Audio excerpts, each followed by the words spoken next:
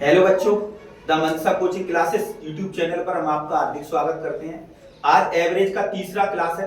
आज पढ़ेंगे पूरे ग्रुप पर आधारित प्रश्न, तीसरा लेक्चर है। देखो, मैं आप लोगों को एक चीज बता दूं, हमेशा अंतर पॉजिटिव होता है। बहुत से लोग अंतर करना नहीं जानते। देखो, अंतर के बारे में बताओ। दो व्यक्ति हैं, कोई भी, एक फर्स्ट पर्सन है, एक सेकंड पर्सन है। पहले के पास 10 रुपए है, दूसरे के पास 5 रुपए है। दोनों को फायदा हो रहा है, पॉजिटिव चिन्ह है तो दोनों को फायदा हो रहा है। अंतर करेंगे तो क्या करते हैं, हमेशा बड़े में से छोटा घटाते हैं। तो अंतर कितने का हो गया, 5। अब दूसरे पहले पहले के पास 10 रुपए का घाटा है, दूसरे को 5 का फायदा है। अब इनका अंतर लेंगे तो हमेशा बड़े में से छोटा घटाएंगे। तो बड़ी संख्या कौन सी है, 5 और -10। तो कितना हो गया अंतर, 5 + 10 यानी 15। अब देखो, तीसरी कंडीशन आ गई। इसके पास 10 रुपए है, इसके पास 5 रुपए का घाटा है।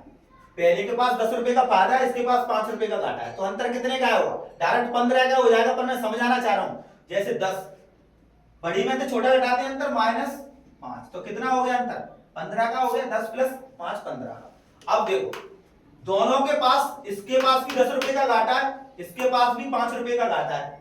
तो कितने अंतर निकालेंगे तो कितना आएगा, हमेशा बड़े में से छोटा घटाएंगे। तो बड़ी संख्या कौन सी है, -5। माइनस में जो छोटी होती है वो बड़ी होती है, और -10। तो अंतर कितने का हो गया, -5 + 10 यानी 5 का। तो इससे क्या समझ में आया, अंतर हमेशा पॉजिटिव होता है। ये नहीं, अंतर नेगेटिव में आ ही नहीं सकता। देखो, भले नेगेटिव कर्जा हो रहा है अपने पास। तो देखो, मैं तुम्हें एक चीज बता दूं, जब 10% का लाभ होगा और 10% की हानि होगी तो अंतर कितने का हो गया, 20 का। क्योंकि अपोजिट चिन्ह होगा। इसमें क्या समझ में आएगा, समान चिन्ह होगा तो घटेगा, विपरीत चिन्ह होगा तो जुड़ेगा। अंतर में ध्यान रखना।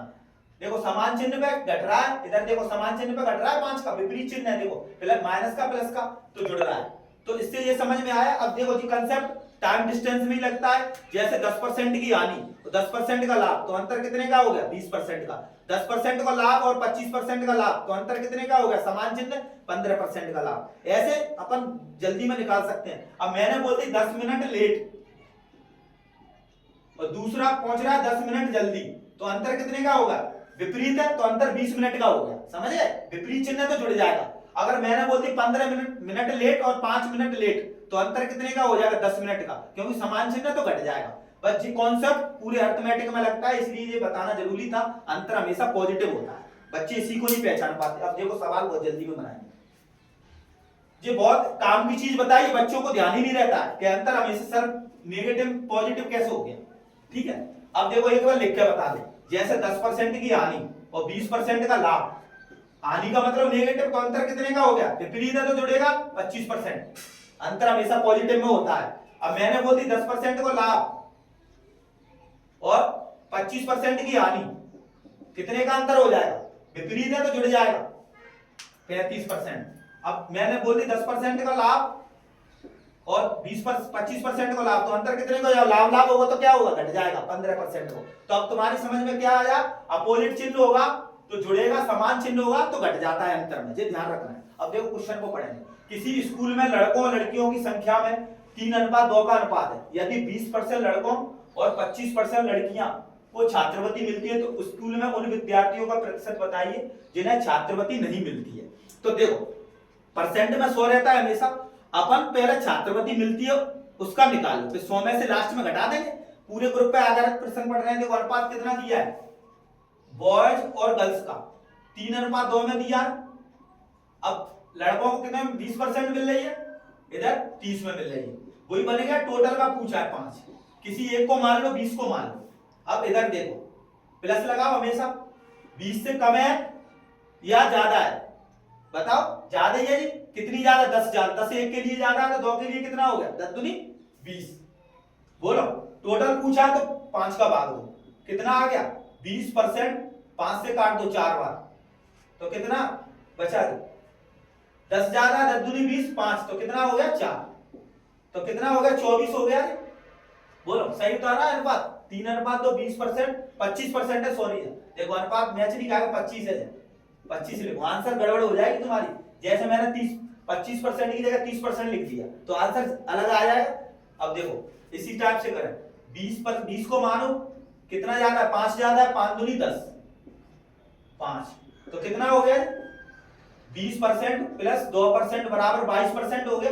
तो 22% लोगों को छात्रवृत्ति मिल रही है, तो छात्रवृत्ति कितने परसेंट लोगों को नहीं मिलेगी? 100 में से घटा देंगे डायरेक्ट, पूरा 100% रहता है, 22% को छात्रवृत्ति मिलती है और तो 78% नहीं मिलेगी छात्रवृत्ति। बोलो तो आंसर क्या पूछ रहा है क्वेश्चन में? जिन्हें छात्रवृत्ति नहीं मिलती है, तो आंसर कितना हो गया? 78%। अब इसको परसेंटेज से करेंगे तो बेमतलब में टाइम लगता है इसमें, इसलिए ये मेथड यूनिक है, इसको सीखना बहुत जरूरी है। अब देखो दूसरा क्वेश्चन पढ़ो, बहुत जल्दी में करेंगे दूसरा क्वेश्चन।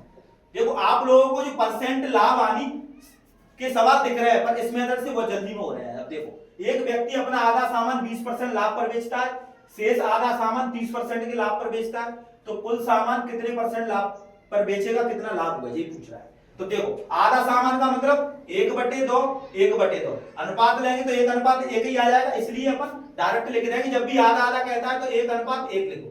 टोटल कितना हो गया? तो आधा सामान कितने पे बेच रहा है? 20% लाभ पर। अब इधर कितने पे बेच रहा है? 30% लाभ पर, ठीक है। टोटल पूछा है तो 20 को मान लो, या 30 को भी मान सकते हैं, प्लस लगाओ। कितना ज्यादा है? 10 ज्यादा है 1 के लिए, 10 गुणा 1 कितना हो गया? 10 बटे, तो कितना हो गया? 20 प्लस 5 यानी 25%। इस तरीके से आंसर कितना आ गया? 25%। इस तरीके से आंसर निकाल सकते हैं। अब देखो तीसरा क्वेश्चन पढ़ो। 20 लड़कियों के एक ग्रुप की औसत आयु 15 वर्ष है, तो 20 लिखो और 15 लिखो। अब डायरेक्ट लिखने की कोशिश करो, तीसरा लेक्चर चल रहा है, बहुत जल्दी बनाओ। 25 लड़कों की कितनी है? 24, तो 25 लिखो और 24 लिखो। संख्या कटेगी तो काट लेंगे, 4 5 से काटो तो कितना हो गया? 9। टोटल पूछा है, किसी को भी मान लो, 24 को मान लो, चलो 24 को मान लो, प्लस लगाओ।